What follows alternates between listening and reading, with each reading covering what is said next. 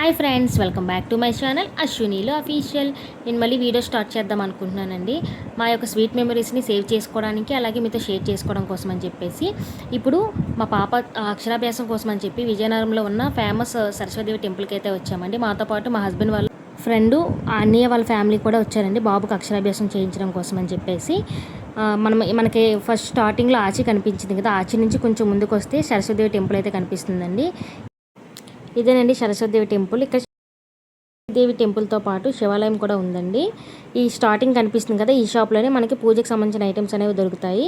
మనం ముందుగా కాల్ చేసి ఇలా సరస్వతిదేవి పూజ కోసం కనుక్కున్నప్పుడు పువ్వులు మాత్రం తెస్తే సరిపోతుంది, రిమైనింగ్ ఇక్కడ దొరుకుతాయని చెప్పారు. అందుకని మేము పువ్వులు మాత్రమే తీసుకొచ్చాం. ఈ స్టార్టింగ్ షాప్ దగ్గర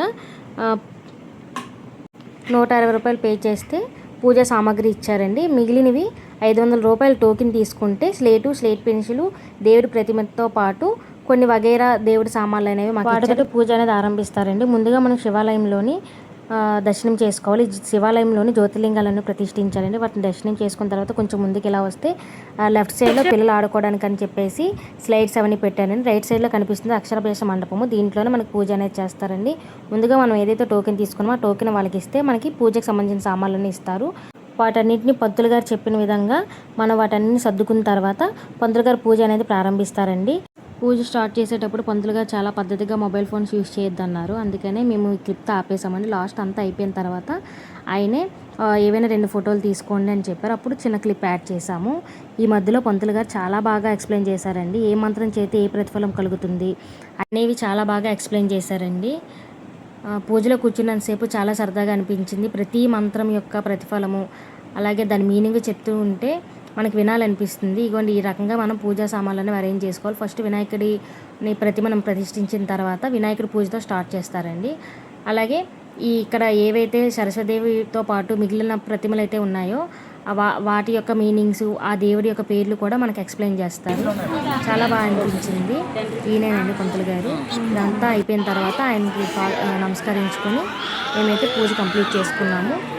తల్లితోనే ఈ ఏవైతే స్లేట్ మీద అక్షరాలు ఉన్నాయో వాటిని దిద్దించారు.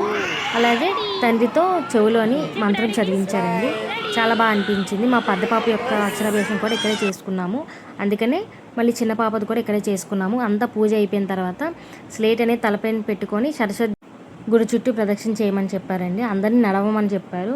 మా బుడంకాయి అసలు నడవలేదు. అందుకని ఎత్తుకొని తన తల మీద పెట్టి నడిపించారు. ఇగోని కొంతమంది పిల్లలు నడిచారు. చాలామంది పిల్లలు నడవకుండా ఇలా ఎత్తుకొని తీసుకువెళ్ళవలసి వచ్చింది. కంప్లీట్గా 3 ప్రదక్షిణలు అయిపోయిన తర్వాత గుడి లోపలికి వెళ్ళి దర్శనం అయితే కంప్లీట్ చేసుకుంటామండి.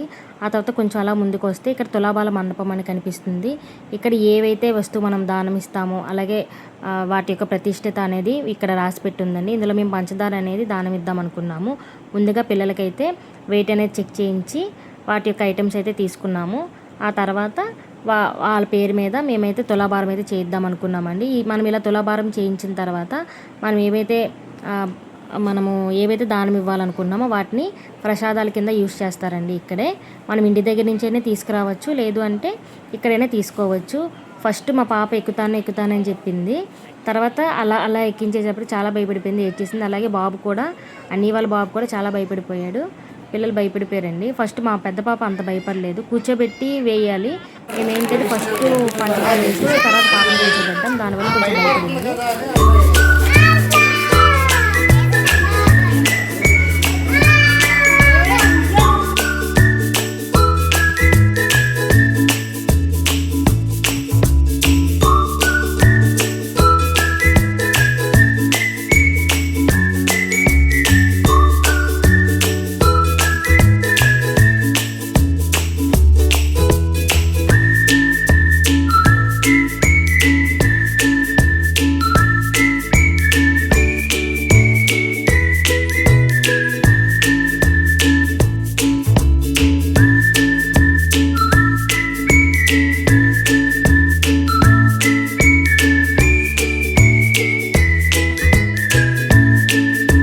తులాభారం అనేది కంప్లీట్ అయిన తర్వాత పిల్లలు కొంచెం ఆడుకుంటారని చెప్పేసి ఇక్కడికి అయితే తీసుకొచ్చామండి. ఇది అయిపోయిన వెంటనే రామనారాయణం అనేది బయలుదేరాం. విజయనగరంలోనే చాలా మంచి ఫేమస్ టెంపుల్ అండి రామనారాయణం అనేది. చుట్టుపక్కల ఊర్ల వాళ్ళందరూ కూడా వచ్చి దర్శనం చేసుకుంటారు.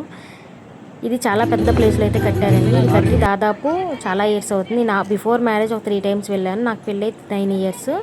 ఈ 9 ఇయర్స్లో ఒకసారి కూడా వెళ్ళలేదు. అప్పుడు ఎలా ఉంది సేమ్ అలానే ఉంది. చాలా బాగా మెయింటైన్ చేస్తున్నారు లోపల. రాముడు పుట్టినప్పటి నుంచి వనవాసం ఆయన చివరి రోజుల వరకు కూడా ఏం జరిగింది అనేది మొత్తం అంతా కూడా లోపల పిక్చర్స్ రూపంలో అలాగే రాసేసి కూడా ఉంటుందండి. ఈ టెంపుల్ అంతా కూడా ఈ బాణం షేప్లో ఉంటుంది. ఇది టెంపుల్ యొక్క నిర్మాణం అండి. చాలా బాగా కట్టారు. మేము 12:30 ఆ టైంకి వెళ్ళాం. మంచి ఎండలో వెళ్ళామండి. చాలా వేడిగా ఉంది.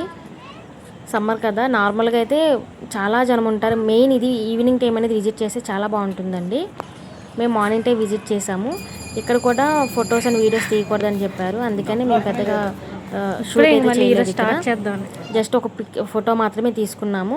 ఇదంతా కంప్లీట్ అయిపోయిన తర్వాత ఆఫ్టర్నూన్ లంచ్ అనేది కంప్లీట్ చేసుకొని మళ్ళీ మేము రిటర్న్ వైజాగ్ అయితే బయలుదేరిపోయాము. Thank you for watching.